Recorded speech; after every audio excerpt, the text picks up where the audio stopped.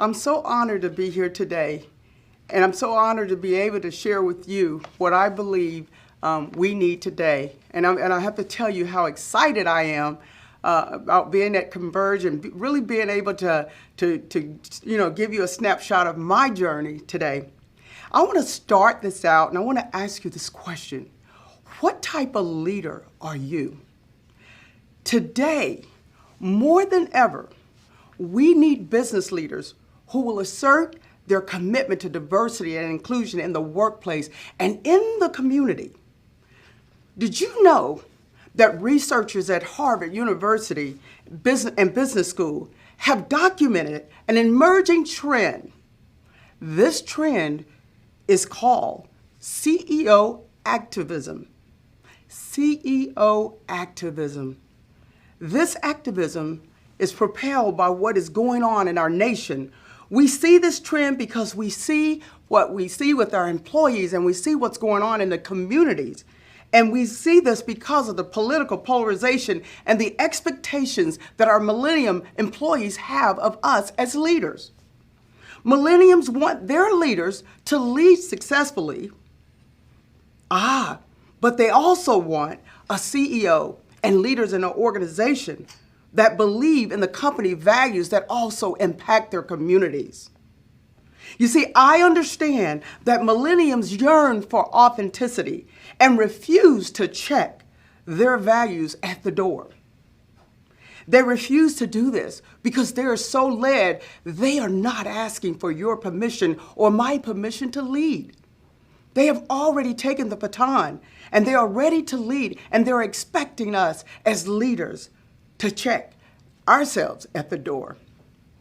When company values such as diversity and equality are a part of your culture and a part of the bigger society, they expect their leaders to step up and uphold the values of their companies and the communities. Credible leaders demonstrate leadership. Credible leaders have to demonstrate leadership in the moment. Leadership is not about titles. It's not about seniority. It's not about status. It's not about management. Leadership is about power. Power. It's about the power and the ability to know when to use it and when to influence people around you to become better in the workplace and become better in the communities. Leaders must lead now more so than ever. Today, if you are leading anything, then you do not have the luxury of sitting on the sideline as a bystander while the world continues the conversation about equity and inclusiveness in the workplace. You as a leader, my friend, are called to step up your game. Leaders have an obligation to their employees, their organizations, their internal and external stakeholders to take a stand and drive diversity. They must be a leader that is willing to deal with the other issues within the organizations that do not promote these goals and do not hold it as a priority, set by all leaders and set by senior leadership teams. All leaders today must deal with the issues in this country, racism, social injustice, because why? I'm glad you asked the question. Because if you look in your organization and you have done a thorough assessment, you will understand this is impacting the lives of some of your employees. So these issues are relevant in the workplace. So gone are the days where it's only in the communities and not in the organization. I say, how do we as leaders begin? First, I say, you have to start at home. What better place than cleaning up your own home? You can't service the community unless your organization has already been serviced by using the same format to take back to the community. We as business leaders have that opportunity to do that. How many leaders are willing to immediately do an assessment or climate check of their organizations in the time of the crisis?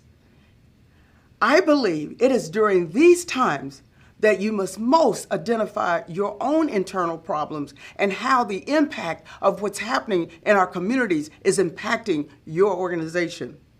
If you've ever doubted Look around and look now.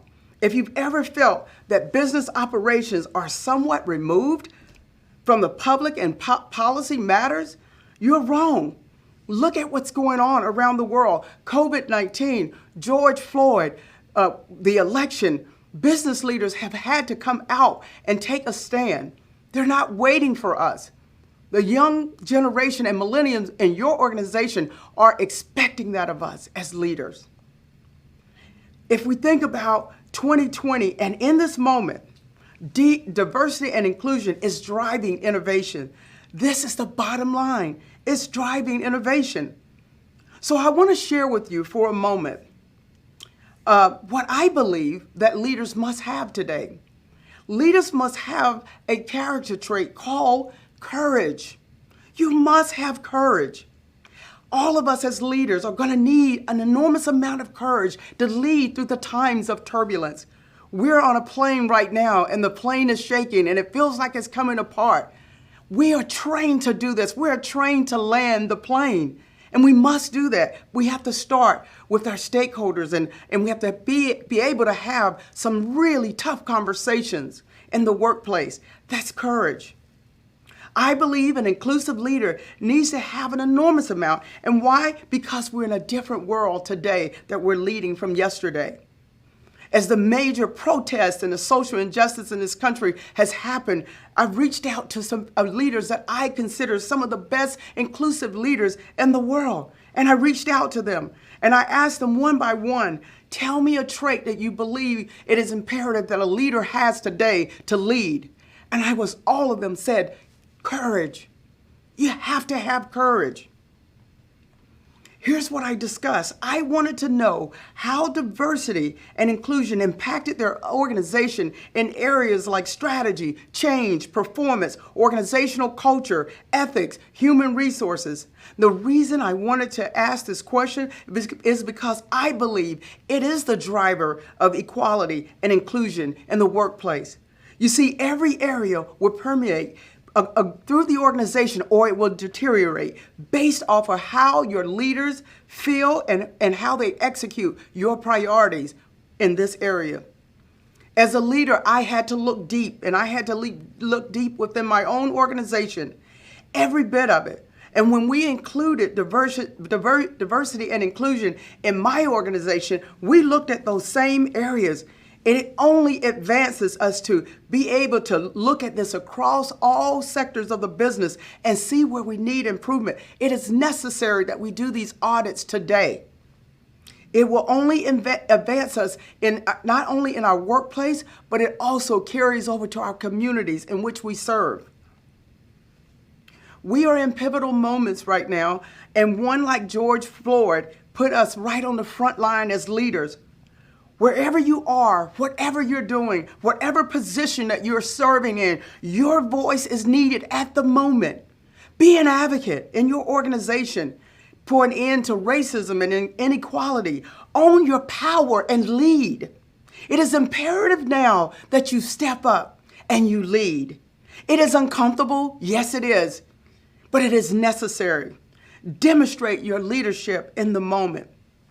What are some of the other traits that I believe that you have to have? You have to have a level of commitment. Are you committed? Are the leaders in your organization committed? You have to lead by example. The moment that they see that there's a lack of commitment from you, the organization will let those goals die. A highly inclusive leader is committed to lead with courage by speaking up and challenging the status quo and recognizing their personal limitations. And I will tell you this, on personal limitations, right after the George Floyd, I had so many leaders reach out to me that says, I'm not sure what to do, what to say, how to say it. Can you tell me, give me your perspective? That's a leader, that's an inclusive leader that realized their limitations and their experiences that they had not had before. Today, we are experiencing challenges that we've never faced before as leaders, and we're having to have conversations that are very uncomfortable. But it is necessary as an inclusive leader today that we have that. Communities need us as business leaders to step up and do our part. And I'm asking you today, What type of leader are you? Are you willing to be committed? If we go back and we look at something our elect vice president said, she says, Biden had the audacity to bring a woman on his ticket. That's courage. It took courage. He went against the grain. He went against what everybody else thought he should do. But once he made that commitment, it was so. It happened. He made the commitment. Are you leading with commitment today? If you think about in 2017, the president of University of Austin made a decision to relocate all the Confederate statues. And he said, I'm doing this because it goes against the values of the university. I understand the history, but it goes against the value. There is a place for that, and it is not here. That took courage to do that. If you think about 400 business leaders that signed open letters to the president urging him to protect the dreamers. Why? Because it impacted their workplace. It impacted the communities in which the workers were living. It took courage to sign that letter. It took courage for a lot of the big corporations to come out and speak against that. We're living in a day and time that we must exercise our rights as leaders, and it will take courage. It's going to take being an inclusive leader. So I want to ask you this today. What type of leader are you willing to be now? Right now, in the moment, in the present? Are you willing to have courage? Are you willing to be committed? Are you willing to go throughout your organization and get the cultural intelligence? Some leaders are not even willing to go to their culture leaders and say to them, tell us the landscape of the company. We need to understand, what are we dealing with here? What should we be more sensitive to? What should we be aware of? You have to ask these questions. And when I think about my own organization, I think about the curiosity as a leader, open-mindedness. Someone came to me and they said, we think we should do away with job interviews. Let's do away with job interviews and have job pitches. Think about that moment. When someone comes to your organization, they don't come and interview for a job. They come and pitch what they can do for the company. And the moment they walk in and they pitch for the company, it takes all of your bias away, because now you're looking at what the person is adding to the company and not if they're a great fit.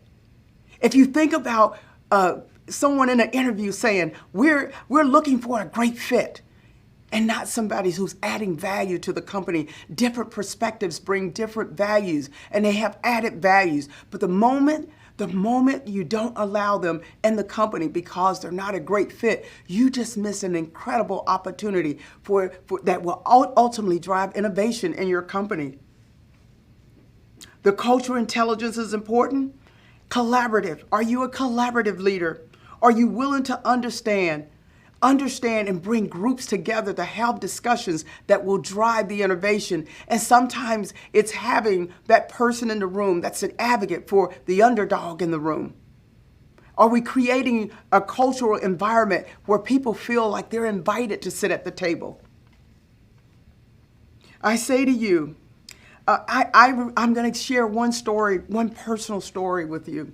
And I never forget this. I was in the military. And I remember being the only woman and the only African American in that room. And I remember the leader walking in and saying, I'm talking to everybody but Phyllis. Basically, that's what he was saying. And he said to everyone, we're going to be pulling some midnight oil. And I need all of you smart people to stay around and tough it out with me. But Phyllis, you can go home. You have a family to take care of. So he sent so many mixed messages to me. And I walked out of that room and I stood in the hallway for only a few seconds, and I turned around and I went back and I said, and if I leave, you won't get the job done. You won't get the job done. And I share this story because there's somebody in that room that doesn't feel like they belong there. They don't feel wanted. They don't feel needed. They don't feel valued. We have an opportunity as leaders to step up and exercise our rights and bring courage back. It's going to take courage and be inclusive leaders, but we have to lead by example so that everyone in our organization understand we're requiring that of all of our leaders. So I ask you today, I need all leaders to step up and ask the question, what type of leader am I willing to be, and what type of leader am I today? And I thank you for this opportunity.